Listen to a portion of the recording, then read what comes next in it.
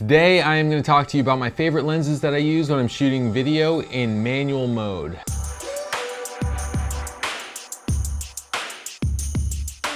So these are my manual lenses. These lenses have a clicky manual aperture and a manual focus ring.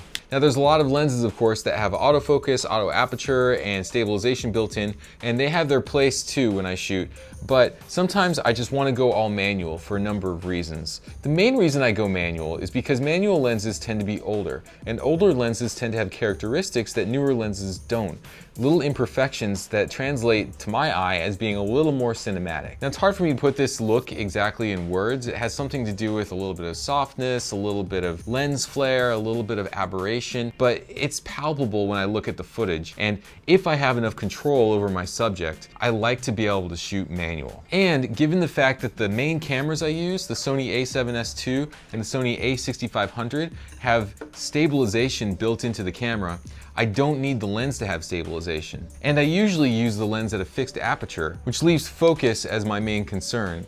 And I deal with manually focusing while I'm shooting just by presetting the focus before the shot and trying to stay the same distance between the camera and the subject while I'm shooting. Or I just let things go in and out of focus and I use it creatively. And on top of all that, I do kind of enjoy the tactile charm of turning a focus ring and manually clicking the aperture. It feels old school, it feels real, it's just a little more fun somehow. So now I'm gonna go through my favorite manual lenses roughly in order of how often I use them. The one I use the most often is the HELIOS 44-2 58mm f2 lens. Don't be fooled by the name, it is not a 44mm f2 lens, it is a 58mm f2 lens.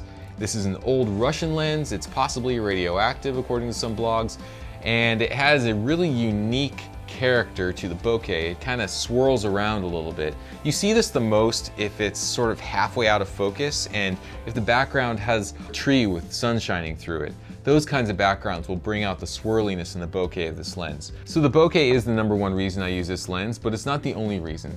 The other good thing about it is that it's pretty sharp at f2.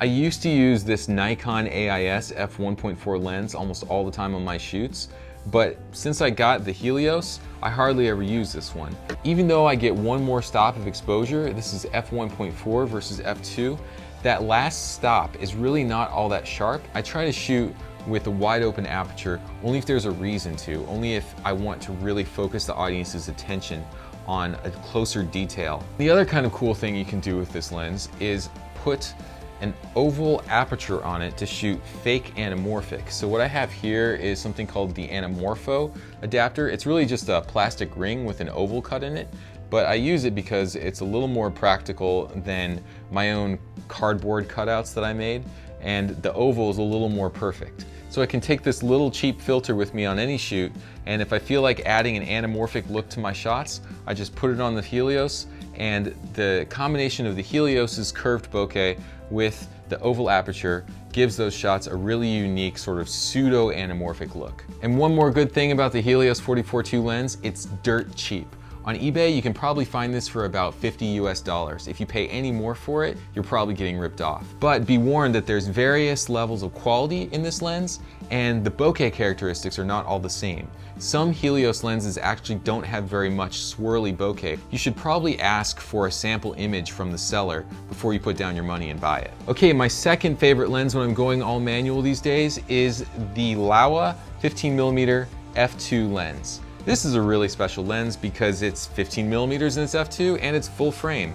And it's actually not all that heavy. And it has very low distortion, so you can shoot things like architecture, straight lines, and not have to worry about either pincushion or barrel distortion in your image. It's also good for photography in that respect if you're a hybrid shooter. This could be a good lens for some people doing vlogging and selfies, but it's all manual, so you have to preset your focus before you shoot. What I do is I will try to focus on my hand at approximately the same distance that the lens will be when I shoot, and then I get my focus set, flip around, and put the lens there, and then more or less I will stay in focus. And because it's f2, I can use it in really low light, and it matches up well to the low light capabilities of the HELIOS, which is also f2.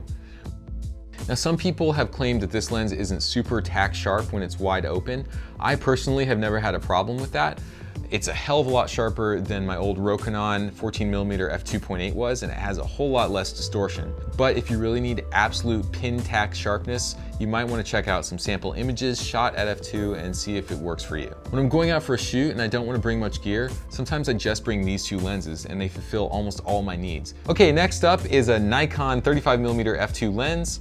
This, I believe, is supposed to have autofocus on a Nikon camera, but it doesn't on my Sony because I just use this cheap Nikon to E adapter, which doesn't have any electrical contacts whatsoever. So I use it as an all-manual lens. This lens is completely unremarkable in my opinion. It has a plastic body, which feels cheap. The bokeh is not anything particularly special. It's smooth, but it's not remarkable. The f2 aperture is pretty standard. A lot of lenses have it. The reason I use this lens is just because it's really lightweight. Previously, I was using the ROKINON 35mm t1.5 lens all the time. And man, this is just a really big, heavy lens. Now here I have it attached to a VILTROX focal reducer on my Sony a6500 camera. The Sony a6500 has a crop sensor, APS-C sensor, so I use the VILTROX focal reducer to speed boost the 35mm lens and make it perform like a full frame lens on a crop sensor body. Now I actually do like the look of the ROKINON 35 better than the Nikon, and I have a hard time putting my finger on exactly what it is. It just looks more cinematic somehow. It looks a little bit more vintage, but for me, most of the time, it's just not worth the extra weight. As you can see, with the Nikon lens on the camera, it's much more manageable. And the shorter lens barrel now means that my shots will effectively look wider. With the ROKINON, I found myself sometimes leaning back and just trying to get the subject further from the lens to get the shot. With this one, I can be more comfortable. And finally, an oldie but a goodie. This is the ROKINON 85mm t1.5 CINE lens. I don't use it a lot, and I think that's because I don't really want a telephoto look to most of my shots. Or if I do want a telephoto look, I want a manageable depth of field, which means I'm gonna go with a lens that is maybe f4. The 85mm f1.4 look is really for portraiture. It's for when you have precise control over your subject. And I just don't do a whole lot of that shooting. Most of my subjects are moving. And lastly, the final reason why I probably don't bring it with me very often is because it's heavy. And I shoot out of a backpack a lot, I'm walking around while I shoot, and every bit of extra weight counts. However, it's very flattering on faces, so I do bring it out on occasion. And another advantage is it looks pretty good when I put the ANAMORFAUX oval disc adapter on it. The adapter really only works with lenses 50mm or greater, so 35mm doesn't work.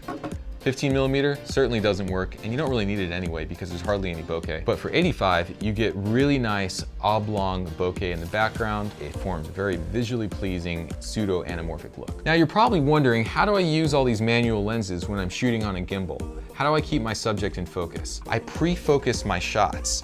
So before I start moving with the gimbal, I will get the subject a certain distance from the camera, I'll get them in focus, and then as they walk, as they move around, I try to keep the subject and the camera exactly the same distance from each other. I do that either by judging the framing in the viewfinder and trying to keep that the same, or I look at my feet and I look at the feet of my subject and I try to keep our feet the same distance from each other as we walk. It's a bit of a gambit. Sometimes we have to do several takes to keep everything in focus, but I think the end result is really nice because I'm kind of sick of gimbal footage where everything's in focus. The better way to do this, of course, is to have a dedicated focus puller using a mechanical radio-controlled follow focus that's hooked up to your gimbal with an external monitor with a wireless video transmitter. But that's just a bunch of extra gear, and on a lot of my shoots, I just don't want to go to the hassle or I don't need it. Or if I really need focus tracking, I just use one of my autofocus lenses, and that gets me through about 90% of the circumstances. Okay, so those are my lenses. I hope you found this informative. Please click like and subscribe, and I will see you next time.